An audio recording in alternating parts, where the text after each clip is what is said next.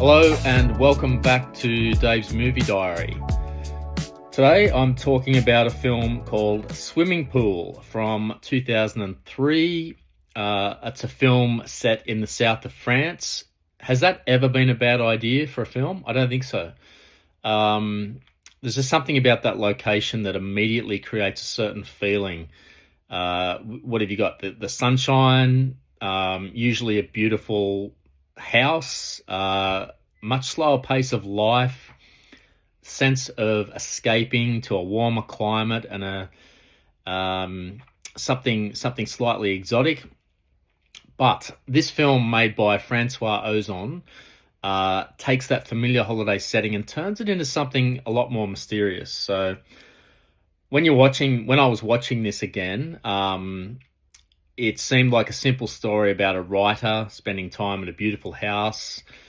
But underneath, there's a whole lot more going on. And it really becomes a fascinating exploration of creativity, some jealousy for sure, a lot of fantasy, and the difference between what you see and what is actually happening. So a film worth circling back to or checking out for the first time if you haven't seen it before. What's the basic plot? Sarah Morton, played by Charlotte Rampling, is a successful British crime novelist who has reached a little bit of a creative roadblock, and her publisher, played by Charles Dance, suggests that she should escape London and stay at his house in the south of France. And with the idea that maybe the peace and quiet and the different location will help her find inspiration for her next novel. She goes there. The house is perfect. Beautiful location. It's got a swimming pool, of course. Complete privacy. She starts feeling rejuvenated, and her writing starts happening. However, what changes is that Julie, the publisher's daughter, arrives unexpectedly. Julie appears to be in her early 20s. She's French. She's everything that Sarah is not. She is young, carefree, very impulsive, and openly sexual. She lets it all hang out, and I mean that in every sense of the word. In contrast, Sarah is controlled. She's reserved. She's disciplined. She's older, for one thing. She's probably in her late 50s, if I had to guess. Mid-50s. Let's go with mid-50s. And Julie brings a lot of chaos into Sarah's carefully ordered world, just when her writing is starting to pick up. And at first they clash. Sarah sees Julie as an inconvenience. She wants that peace and quiet so she can continue getting all this story out of herself. Julie sees Sarah as an old stick in the mud. She's thinking, well, this is my house. Who is this woman? Is she another one of Dad's conquests? She's not. Gradually, something changes. Sarah becomes fascinated by Julie. She starts actually watching her. She becomes quite voyeuristic, studying her, and she's actually using her as inspiration for the story that she's writing. As the film goes on, the relationship between observation and imagination becomes blurred. Sarah's a crime writer. Her normal stories are about secrets and mysteries and hidden motives. But eventually the question becomes, is she simply recording what's happening around her, or is she creating something herself? It's really interesting. I saw this film. This film came out in 2003. I was about 30 by then. I think I saw this film maybe a year or two later on SBS, I think. Just the title sounded interesting. The cover, with the actress who plays Julie, Ludivine Sagnier, lying there next to the pool. It looked slightly exotic. It looked a bit racy. Just the premise sounded interesting. And I remember liking it, but I don't remember too much more. I just remembered that there is a bit of a generation clash and a cultural clash between the two women.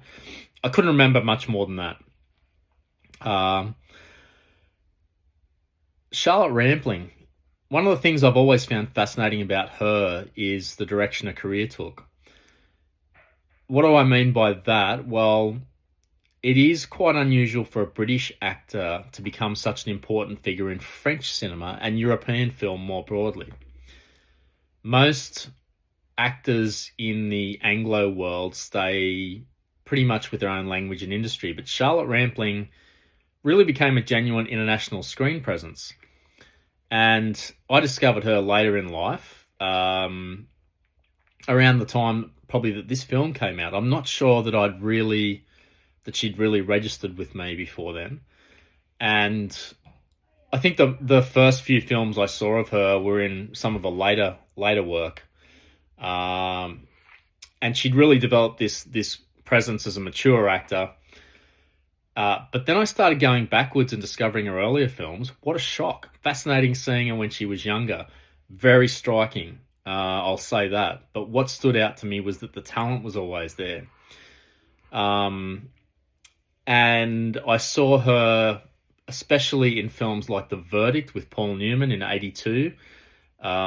She really makes an impact in that one. She's in Stardust Memories, the Woody Allen film. She's probably the best thing in that film, not one of my favorites. She was in a Philip Marlowe adaptation, Farewell My Lovely, in '75. Quite a few other things.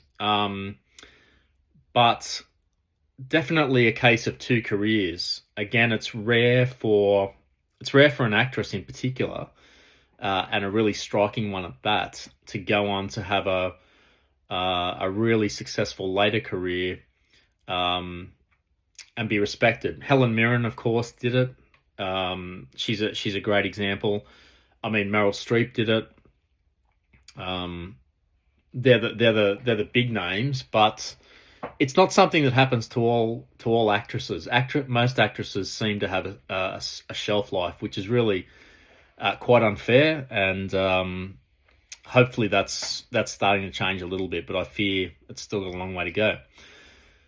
Her performance in The Verdict especially stands out because it showed me her ability to communicate so much with very little. She does that a lot in this film as Sarah Morton as well. I said when Julie arrives that it's not just a culture clash, it's also this generation gap.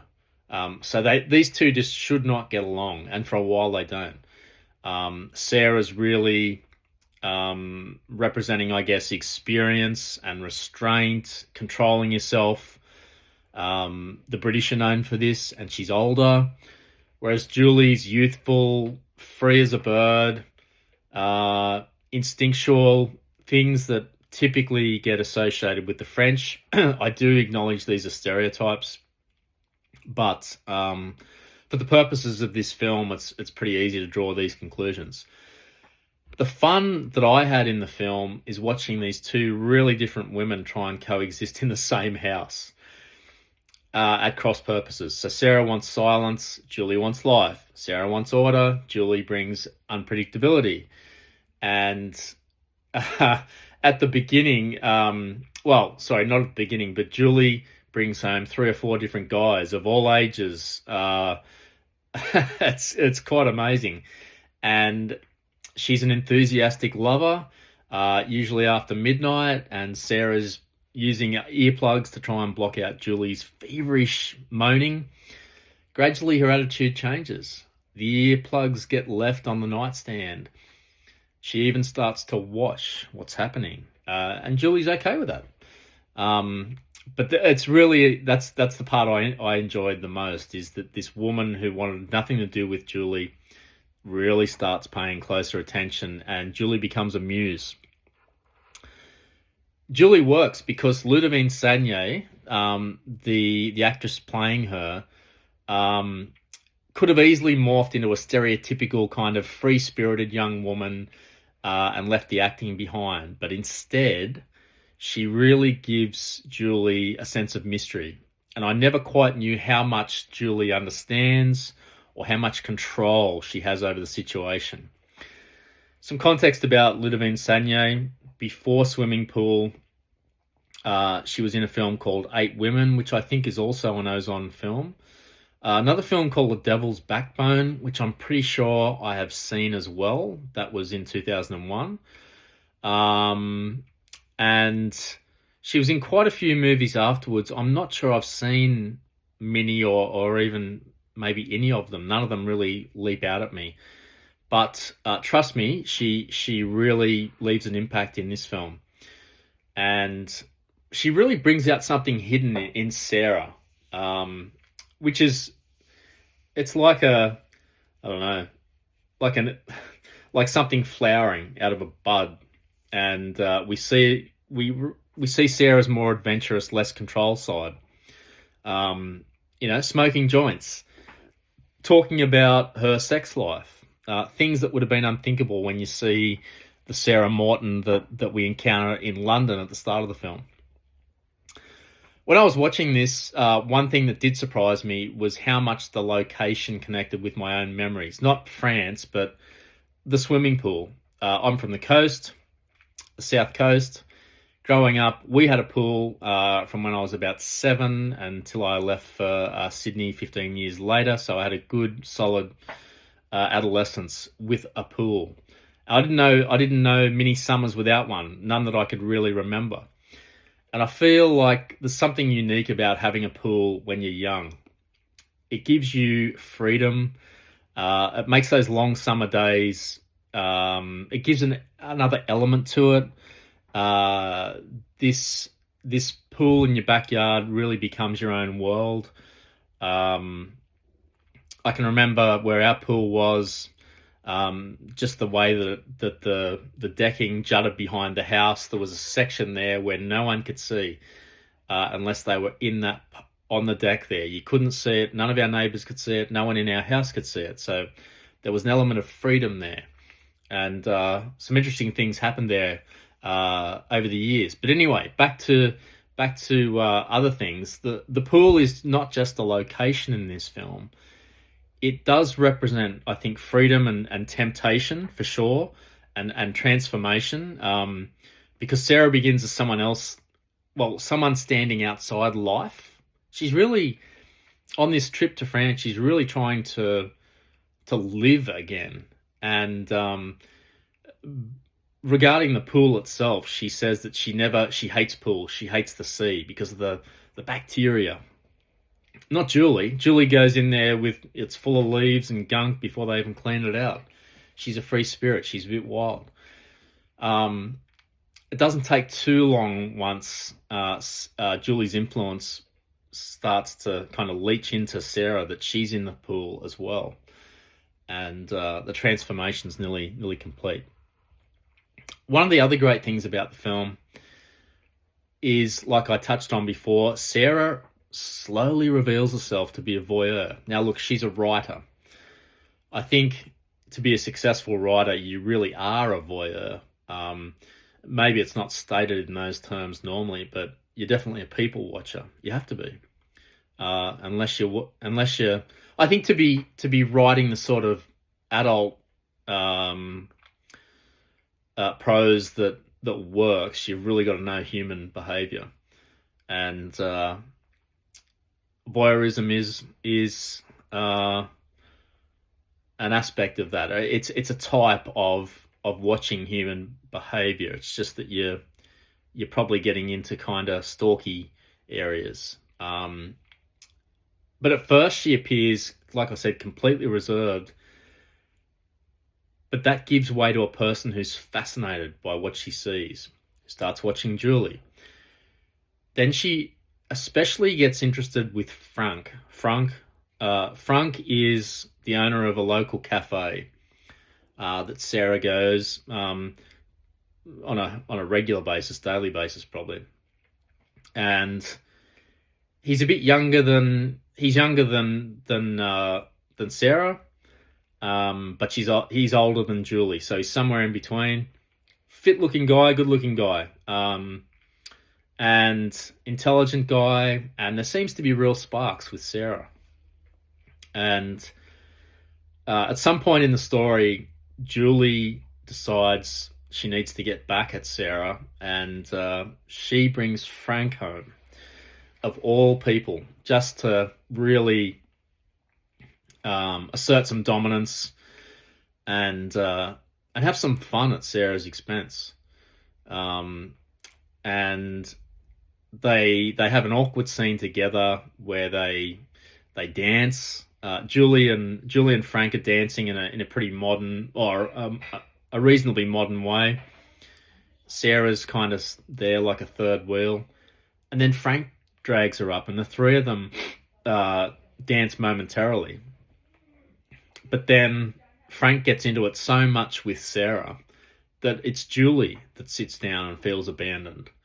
And she then drags Frank outside and down to the pool. And eventually what happens down at the pool is central to the plot. And so I won't ruin it for folks who should go and check this film out. But anyway, Sarah watches what happens down at the pool with Julie and Frank. And she inserts herself into the scene as well.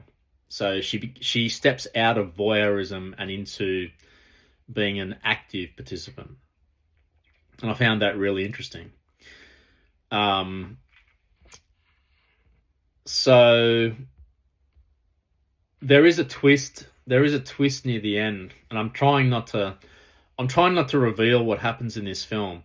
All I will say is that some point during this film, it becomes slightly difficult to separate fact from fiction, and that's the point. I think Ozon is asking us to think about how much are we actually seeing, or how much is Sarah imagining, and how much is being created for her next novel, and is she losing her grip on reality? And the ending is really fantastic and enjoyable. I do think it's one of the great underappreciated twists of movies made this century. It's not talked about more because I think the film itself is so understated and slips under the radar. You know, it's not a huge Hollywood thriller where the twist becomes a selling point. And the twist in this film is not the selling point. It just adds to the ideas that have already been raised by Ozon. It is a quiet European film that asks you to reconsider everything. And I just want to call out that ending is really well handled. Francois Ozon has gone on to become one of France's most interesting contemporary filmmakers, I think. Another film that I saw after this was called Under the Sand. That was made in 2000 with Charlotte Rampling as well. Again, I don't remember what that's about, but I remember it being similarly interesting as Swimming Pool. 5x2 in 2004, the year after Swimming Pool. I remember that being an interesting film as well. Again, I haven't revisited any of these since I saw them around the time of their release, so I need to do that. And I assume that his other films are similarly interesting, so check them out. The ones that I've seen, those 3 or 4, he's interested in relationships and performance. There's great performances in this film. The stories that people tell themselves, sexuality plays a big part, and plays a big part in this film, and also identity. You know, who am I? Where do I fit into this story? My generation, my culture. And it makes characters reconsider what they thought they knew about themselves. Swimming Pool fits perfectly into this style. A lot of things worked. Charlotte Rampling's controlled performance and how it changes was really interesting to watch and enjoyable. How can I put this? Ludivine Sagnet's energy. It's a really good acting performance. Western audiences would see it as a brave performance. She leaves nothing to the imagination, as does Charlotte Rampling, I will say. believe it or not. But moving beyond that element, she really is a breath of fresh air, and her part was crucial, I feel, to making this film work, and she does it well. The south of France setting, I've already said at the top. There's been quite a few films set in this part of the world. Even if the film isn't always great, it always works. For those of us that don't live in that beautiful part of the world. The ambiguity I found to be really interesting, and also the final twist. But especially the way that reality and fiction blur. I had to keep on reassessing while I was watching. Is this really happening? Okay, is this thing really happening? Is it or isn't it? Maybe some things that won't work for you. It is a very quiet film for the most part. There are some obviously big scenes that leap out, but you have to reconcile yourself to this this type of filmmaking. If you need a traditional plot-driven thriller, the pace might frustrate you. But if you're a discerning watcher, I'd like to think that you'll see it through. It really is worth it. A lot of the enjoyment comes from the atmosphere and the interpretation rather than the action. But in saying that, there are some fantastic action scenes as well. Where does it fit? Date film. Yes, I think so, but with some conditions. Good date film if your date has a quirky or playful take on life and is willing to sit through something a bit different. Plenty to talk about afterwards. If he or she is more, like I said, traditional, A to B, needs to be action, constantly entertaining, quick cuts, maybe not so much. Hangover film, I reckon, yeah. Although I've said that it does get better if you really try and work out what's real, what isn't, and get involved with the film. You can still watch this and not pay 100% attention. Try and make your way slowly into your day. Look, the scenery is beautiful. And by that I mean the south of France, but also the actors. The pace is relaxed. It's got that nostalgic summer feeling, especially if you've seen the film before. But even if you haven't, it will take you back probably to your childhood, especially here in Australia where summers mean a lot to us.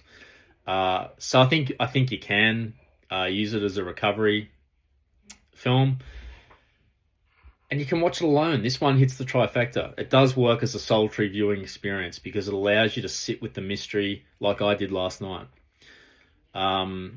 So it's a fantastic little film, and little is not. I don't mean it's a minor little film. That's not a criticism. It's not.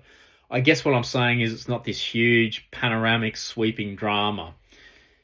It is a really beautifully controlled, intimate film about creativity and the creative process, about desire, imagination, secrets. Both actresses are fantastic, and Francois Ozon really creates something that feels, it does feel light on the surface, but trust me, it becomes a lot deeper the more you think about it, and that's always rewarding. So, watching it again after more than 20 years, I actually can't believe I'd forgotten the twist at the end. That's shocking. Why? I was trying to think, why could that be? I thought maybe watching Ludivine Sagnier in action, maybe I can understand where my attention was focused back then. And if you watch this film, maybe you can forgive me for that as a much younger man. Anyway, watching this was a wonderful rediscovery. And I can highly recommend it. I saw it on the Mubi platform, but I'm sure it's available on others if you're looking for it. So there it is. That's Swimming Pool from 2003. Hope you enjoyed my thoughts on the film, and as always, thanks for tuning in, and see you next time.